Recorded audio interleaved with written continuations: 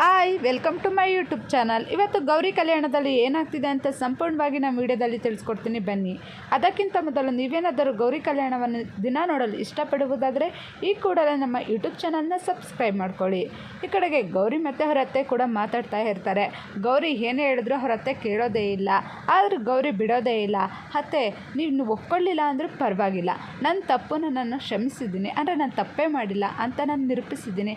ಅಂದಾದಮೇಲೆ ನೀವು ನನಗೆ ಅತ್ತೆ ಆಗಲೇಬೇಕಲ್ವಾ ಅಂತ ಕೇಳ್ತಾಳೆ. ಅದಕ್ಕೆ ಅವರ ಅತ್ತೆ ಹೇಳ್ತಾರೆ, ಇಲ್ಲ, ನಿನ್ನನ್ನು ನಾನು ಯಾವತ್ತೂ ಒಪ್ಕೊಳ್ಳಲ್ಲ, ಯಾಕಂದರೆ ನನ್ನ ಮಗನೇ ನನಗೆ ಆಸ್ತಿ. ಹಾಗೆ ಕೂಡ ನನ್ನ ಮಗನಿಗೆ ನೀನು ಒಳ್ಳೆ ಹೆಂಡತಿ ಆಗಿಲ್ಲ ಅಂದಮೇಲೆ ನನಗೆ ನಿಜವಾಗ್ಲೂ ಒಳ್ಳೆ ಸೊಸೆ ಆಗಿರ್ತೀಯ ಅಂತ. ಅತ್ತೆ, ನೀವು ಹೇಳ್ತಿರೋದು ನನಗೆ ಅರ್ಥ ಆಗ್ತಿದೆ. ನಿನ್ನ ಮಗನ್ನ ಎಲ್ಲಿ ನಿಮ್ಮ ಆಸ್ತಿ ಅಂತ ಅವನೇ ಅಂದಾದಮೇಲೆ ಅವನನ್ನು ಎಲ್ಲಿ ಕಳ್ಕೊಬಿಡ್ತೀರಾ ಅಂತ ಭಯ ಆಗ್ತಿದ್ದೀರಾ. ಅದು 7 ಜನ್ಮ ಎತ್ಕೊಬಂದರೂ ಕೂಡ ಅದು ಯಾವುದೇ ಕಾರಣಕ್ಕೂ ಆಗಲ್ಲ, ಯಾಕಂದರೆ ಅವರು ನಮ್ಮನ್ನು ಅಷ್ಟು ಇಷ್ಟಪಡ್ತಾರೆ. ಅಷ್ಟು ಇಷ್ಟಪಡ್ತಾರೆ, ನನ್ನನ್ನು ಸ್ವಲ್ಪ ಇಷ್ಟಪಡಿ ಅಂತ ಕೇಳ್ಕೊತಾಳೆ. ಆದರೂ ಕೂಡ ಗೌರಿ ಹೇಳೋ ಮಾತನ್ನ ಅವಳು ಕರೆಕ್ಟಾಗಿ ಇರ್ತಾಳೆ, ಆದರೂ ಕೂಡ ಸರಿತಾ ತೋರಿಸ್ಕೊಳ್ಳೋದೇ ಇಲ್ಲ. ನೋಡು, ನೀನು ಇಷ್ಟೆಲ್ಲ ಮಾತಾಡಿದ್ಮೇಲೆ ನಾನು ಕ್ಷಮಿಸಿ ನಾನು ಸೊಸೆ ಅಂತ ಒಪ್ಕೊತೀನಿ ಅಂತ ಹೇಳ್ತಿದ್ಯಾ, ನಾನು ನಿನಗೆ ಪ್ರೀತಿ ತೋರಿಸ್ತೀನಿ ಅಂದ್ಕೊಂಡಿದ್ಯಾ, ಯಾವುದೇ ಕಾರಣಕ್ಕೂ ಆಗೋದೇ ಇಲ್ಲ ಅಂತ ಹೇಳ್ತಾಳೆ. ಅದಕ್ಕೋಸ್ಕರ ಕೇಳ್ಕೊತಾ ಇರ್ತಾಳೆ ಗೌರಿ. ಅತ್ತೆ, ನೀವು ನಿನ್ನ ಮಗನಿಗೆ ಒಳ್ಳೆ ಅಮ್ಮನಾಗಿ, ಹಾಗೆ ಕೂಡ ಶ್ಯಾಮ್ಗೆ ಒಳ್ಳೆ ಅತ್ತೆಯಾಗಿ, ಹಾಗೆ ಕೂಡ ಎಲ್ಲರಿಗೂ ಕೂಡ ದೊಡ್ಡಮ್ಮ ಆಗಿ, ನಿನ್ನ ವಾರ್ಗೀತಿಗೆ ಒಳ್ಳೆ ವಾರ್ಗೀತಿ ಅಕ್ಕ ಆಗಿ, ಹಾಗೆ ಕೂಡ ನಿಮ್ಮ ಅತ್ತೆ ಮಾವನಿಗೆ ಒಳ್ಳೆ ಸೊಸೆಯಾಗಿ ಬಾಳ್ತಾ ಇದ್ದೀರಾ. ಅವ್ರಿಗೆ ಏನು ಪ್ರೀತಿ ತೋರಿಸ್ಬೇಕು, ಎಲ್ಲರಿಗೂ ಕೂಡ ಪ್ರೀತಿ ತೋರಿಸ್ತಿದ್ದೀರಾ. ಹತ್ರಲ್ಲಿ ಸ್ವಲ್ಪ ನನಗೂ ಪ್ರೀತಿ ತೋರಿಸಿ ಅಂತ ನಾನು ನಿಮ್ಮನ್ನ ಹತ್ರ ಕೇಳ್ಕೊತಿದ್ದೀನಿ ಅಷ್ಟೇ ಅಂತ ಹೇಳ್ತಾಳೆ. ಆದರೂ ಕೂಡ ಸರಿತಾ ಏನೇ ಮಾಡಿದ್ರು ಇಲ್ಲ, ಅವ್ರಿಗೆಲ್ಲ ನಾನು ಪ್ರೀತಿ ತೋರಿಸ್ಬೇಕು ಅಂತ ಇರೋದು ನನ್ನ ನಿರ್ಧಾರ, ನನ್ನ ಇಷ್ಟ ಅದೆಲ್ಲ ಅಂತ ಹೇಳ್ತಾಳೆ. ಹಾಗಾದ್ಮೇಲೆ ನಾನು ಅತ್ತೆ ಅಂತ ಕರೆಯೋದು ನನ್ನಿಷ್ಟ ತಾನೇ, ನೀವು ಎಷ್ಟೇ ಹೇಳಿದ್ರು ಕೂಡ ನಾನು ಅತ್ತೆ ಅಂತ ಕರಿತೀನಿ. ತಗೊಳ್ಳಿ, ನಿಮಗೋಸ್ಕರ ನಾನು ಟೀ ಮಾಡ್ಕೊಬಂದಿದ್ದೀನಿ, ಆರೋಗಿಂತ ಮುಂಚೆ ಕುಡೀರಿ ಅಂತ ಕೈಲಿ ಇಟ್ಬಿಟ್ಟು ಅತ್ತೆ ಅಂತ ಕರೀತಾಳೆ. ಏನು ಅಂತ ಹೇಳ್ತಾ ಐ ಲವ್ ಯು ಅತ್ತೆ ಅಂತ ಹೇಳ್ಬಿಟ್ಟು ಅಲ್ಲಿಂದ ಹೊರಟ್ಬಿಡ್ತಾಳೆ. ಹೊರಟಾದ್ಮೇಲೆ ಈ ಎಲ್ಲ ಕಡೆಯೂ ವಿವೇಕ್ ಹುಡುಕ್ತಾ ಇರಬೇಕಾದ್ರೆ, ನೀವು ರೂಮಲ್ಲಿದ್ದೀರಾ, ನಾನು ಎಲ್ಲ ಕಡೆ ನಿಮ್ಮನ್ನೇ ಹುಡುಕೊಬಂದೆ ಅಂತ ಹೇಳ್ಕೊಂಡು ಅವ್ರ ಕೈ ಹಿಡ್ಕೊಂಡು ಮಾತಾಡೋಕ್ಕೆ ಸ್ಟಾರ್ಟ್ ಮಾಡ್ತಾಳೆ. ಅಷ್ಟರಲ್ಲಿ ಈ ಮೋನಿಕಾ ಅವ್ರ ಅಮ್ಮಂಗೆ ಕಾಂತಲಕ್ಷ್ಮಿಯವ್ರಿಗೆ ಈ ಬಡ್ಡಿ ವ್ಯವಹಾರದವ್ರು ಫೋನ್ ಮಾಡ್ತಾರೆ. ಅಮ್ಮ, ನೀವು ಹೇಳ್ತಿರೋದು ನನಗೆ ಒಂದು ಸ್ವಲ್ಪ ಇಷ್ಟ ಆಗ್ತಿಲ್ಲ, ನನಗೆ ಬಡ್ಡಿ ಬೇಕೇ ಬೇಕು, ನನಗೆ ದುಡ್ಡು ಬೇಕೇ ಬೇಕು ಅಂತ ಹೇಳ್ತಾರೆ. ಏನಯ್ಯ ನೀನು ದುಡ್ಡು ಅಂತ ಸಾಯ್ತೀರ, ನಿನಗೆ ಬಡ್ಡಿ ದುಡ್ಡು ತಾನೇ, ನಾನು ನಿನ್ನ ಮುಖದ ಮೇಲೆ ಎಸಿತೀನಿ, ಸುಮ್ಮನೆ ಕುತ್ಕಯ್ಯ ಅಂತ ಹೇಳಿಬಿಟ್ಟು ಹೋಗಿ ಬಡ್ಡಿ ದುಡ್ಡಲ್ಲಿ ಅಂದರೆ ದುಡ್ಡು ನೋಡ್ತಾಳೆ. ಅಲ್ಲಿ ದುಡ್ಡು ಇರೋದೇ ಇಲ್ಲ.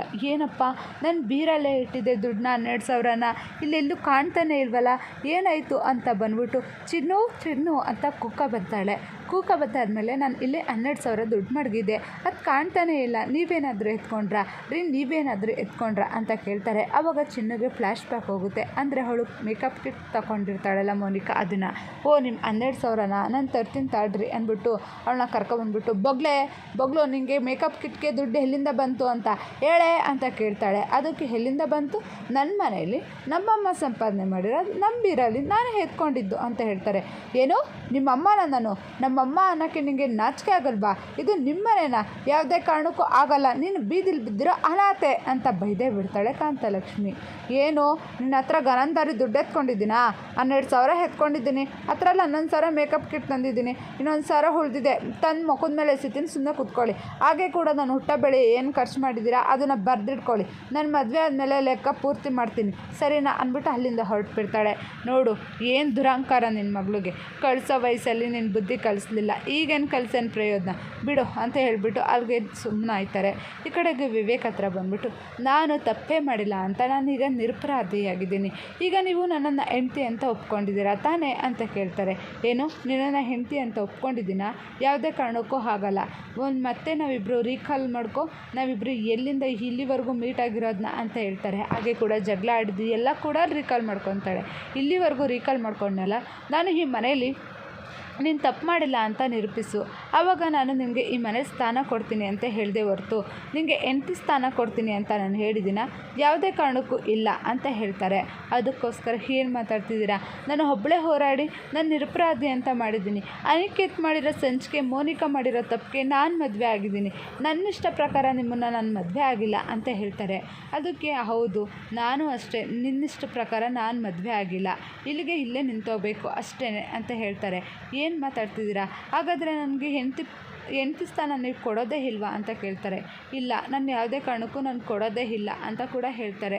ಅದಾದಮೇಲೆ ಏನು ಈ ಥರ ಮಾತಾಡ್ತಿದ್ರಲ್ಲ, ನಾನು ಅಷ್ಟೆಲ್ಲ ಇಷ್ಟಪಟ್ಟು ನನ್ನ ತಪ್ಪೆಲ್ಲ ನಿರಪರಾಧಿ ಅಂತ ಅಂದ್ಕೊಂಡು ಈ ಥರ ಮಾತಾಡಿದ್ರೆ ನಾನು ಏನು ಮಾಡಲಿ ಅಂತ ಅಳ್ತಿರ್ತಾಳೆ. ಅದಕ್ಕೆ ಒಂದು ನಿಮಿಷ, ನೀನು ಯಾವತ್ತಾದ್ರೂ ನನ್ನ ಮನಸ್ಸು ಹೃದಯನ ನೋಡಿದ್ಯಾ ನೀನು? ನನ್ನ ಮನಸ್ಸಲ್ಲಿ ಹೃದಯದಲ್ಲಿ ಏನಿದೆ ಅಂತ ತಿಳ್ಕೊಂಡಿದ್ಯಾ ನೀನು? ಹೇಳು. ಪದೇ ಪದೇ ಅದೇ ಥರ ಹೇಳ್ತಿರ್ತೀಯ. ಎಲ್ಲರೂ ಕೂಡ ನಿನ್ನ ಪರವಾಗಿ ನಿಂತ್ಕೊಂಡ್ರಲ್ಲ, ನನ್ನ ಮನಸ್ಸಲ್ಲಿ ನನ್ನ ಸ್ಥಾನ ನೋಡಿದ್ಯಾ ನೀನು? ಎಲ್ಲರೂ ಕೂಡ ಒಂದು ಹೆಣ್ಣು ಹುಡುಗಿಗೆ ಮೋಸ ಆಗ್ತಿದೆ ಅಂತ ಹೇಳಿಬಿಟ್ಟು ನಿನ್ನನ್ನು ನನಗೆ ಮದುವೆ ಮಾಡಿದ್ರು. ಹಾಗೆ ಕೂಡ ಮನೆಯಲ್ಲಿ ಒಬ್ಬ ಗೌರವವಾಗಿ, ಅಂದರೆ ಗೌರವ ಉಳ್ಸೋಕ್ಕೋಸ್ಕರ ನಾನು ನಿನ್ನ ಮದುವೆ ಆದೆ ಹೊರತು ನನ್ನಿಷ್ಟ ಪ್ರಕಾರ ಆಗಿಲ್ಲ ಅಂತ ಹೇಳ್ಕೊಂಡು ಹೇಳ್ತಾನೆ. ಅದಾದಮೇಲೆ ಇವಳು ಅಳ್ಕೊಂಡು ಕುತ್ಕೊತಾಳೆ. ಕುತ್ಕೊಂಡಾದ್ಮೇಲೆ ಅಲ್ಲಿಗೆ ಶ್ಯಾಮರ ಅಮ್ಮ ಬರ್ತಾರೆ. ಆಶಾವ್ರು ಬಂದ್ಬಿಟ್ಟು, ಯಾಕೆ ಅಳ್ತಿದ್ಯಾ? ನಾನು ಮಲ್ಲಿಗೆ ಹೂವು ತಂದಿದ್ದೀನಿ ನಿನಗೋಸ್ಕರ. ನೋಡಿಲಿ, ಹೆಣ್ಣಿಗೆ ನಾಚಿಕೆ ಇರಬೇಕು, ಗಂಡಿಗೆ ಹೀಗೋ ಇರುತ್ತೆ. ಆದರೆ ಆ ನಾಚಿಕೆನ ಹೊಡಿಸೋ ಸೌಲಭ್ಯ ಇರಬೇಕು. ಆದರೆ ನಿಮ್ಮಿಬ್ರಿಗೆ ಅದಿಲ್ವೇ? ಬಿಡು, ಅದನ್ನೆಲ್ಲ ಅರ್ಥ ಮಾಡ್ಕೋಬೇಡ. ಆ ಥರ ಹೇಳಿದ್ಮೇಲೆ ನೀನು ತಪ್ಪಾಗಿ ತಿಳ್ಕೊಂಡಿದ್ಯಾ ಅವನ ಮನಸ್ಸು ಒಂಥರ. ನೀನು ಆದರೂ ಬಿಡಬೇಡ, ನೀನು ಹೋರಾಟ ಮಾಡಲೇಬೇಕು. ಏನಾದ್ರು ಕೂತ್ಕೊಬಿಟ್ರೆ ಮುಂದಕ್ಕೆ ಗಂಡ ಹೆಂಡ್ತಿರಾಗಿ ಯಾವ ಥರ ಇರ್ತೀಯ ನಡಿ ಅಂತ ಕಳಿಸ್ತಾರೆ. ನೀನು ಮತ್ತೆ ಬಂದ ಇಲ್ಲಿಗೆ ಅಂತ ಹೇಳ್ತಾರೆ. ಅದಕ್ಕೆ ಹೌದು, ನೀನು ಏನೇ ಮಾಡಿದ್ರು ಕೂಡ ಏನೇ ಬಿಟ್ಟರು ಕೂಡ ನನ್ನ ಮನಸ್ಸಲ್ಲಿರೋದನ್ನ ನಾನು ಹೇಳೇ ಹೇಳ್ತೀನಿ, ನನ್ನ ಮನಸ್ಸಲ್ಲಿರೋದನ್ನ ಮಾತಾಡ್ತೀನಿ